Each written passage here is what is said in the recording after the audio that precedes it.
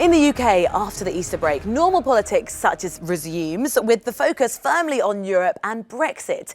The Change UK group of breakaway MPs launched its Euro elections campaign, and talks between the government and the opposition Labour Party resume. And ominously for the Prime Minister, Theresa May, it's reported that a powerful backbench 1922 committee of Conservative MPs is to tell her to go by the end of June. Well, joining me now to talk a little bit more about some of those issues is our reporter, Tig Enright. Talk to me first of all, Change UK, can they really kind of capture the imagination of quite a fatigued general population, and what are they really calling for? Well, they're trying to combat that fatigue. I mean, they are a new party formed by breakaway MPs from both Labour and the Conservatives, trying to kind of shake up the two-party system, or the effective two-party system that there is in the UK. But although they launched a few months ago with a lot of fanfare, the latest opinion polls ahead of these European elections suggest that they've not really had that much impact. Around 8% are saying that they will support them. Compare that with Nigel Farage's new Brexit party, not his old UKIP, as new party, and it's leading the polls around 23% and really leaving the old UKIP trailing in its wake. The problem, I think, for Change UK is that it hasn't made any inroads in forging any kind of an alliance in the European style with any of the other pro-Remain parties. So if you are someone who intends to vote for a People's Vote or a pro-Remain candidate in these European elections, you have a choice between Change UK, the Liberal Democrats, the Green Party. You might still be allies to one of the two establishment parties as to whether or not their local candidate favours EU membership. So they haven't managed to form any kind of electoral pact that could shore up the pro-Remain vote, and that will undoubtedly be a weakness for them in this poll.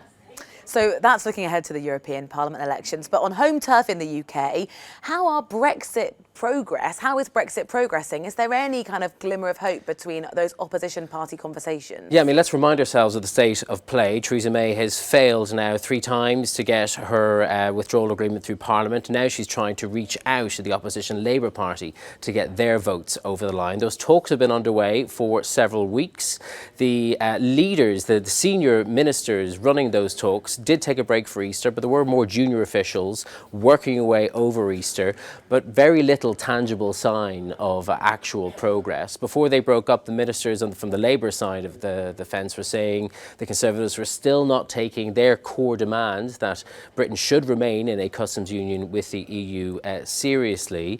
And Theresa May's team reminding them that actually the withdrawal agreement contains many of the benefits of a customs union, such as tariff-free trade, although Britain would still be able to do trade deals with other countries. And I think the reality for these talks is that from Labour's perspective, what motivation really is there for them to help the Conservative Party, the Conservative government, deliver Brexit? They very much have their sights on weakening Theresa May's government and hoping to trigger a general election. Well, let's talk about the future of the Prime Minister. We heard there that this 1922 committee may be saying, you know, it's time for the Prime Minister to go. Remind us, what is the 1922 committee and how serious is this threat? Yeah, I mean, they can say what they want for the time being, although we'll see exactly what their words actually mean. When we talk about the 1922 committee, it effectively represents all Conservative backbenchers, every MP other than those that are on the government's front bench. It is a powerful group, and cast your mind back to just before last Christmas, they did actually trigger a formal process of no confidence in Theresa May, but they failed.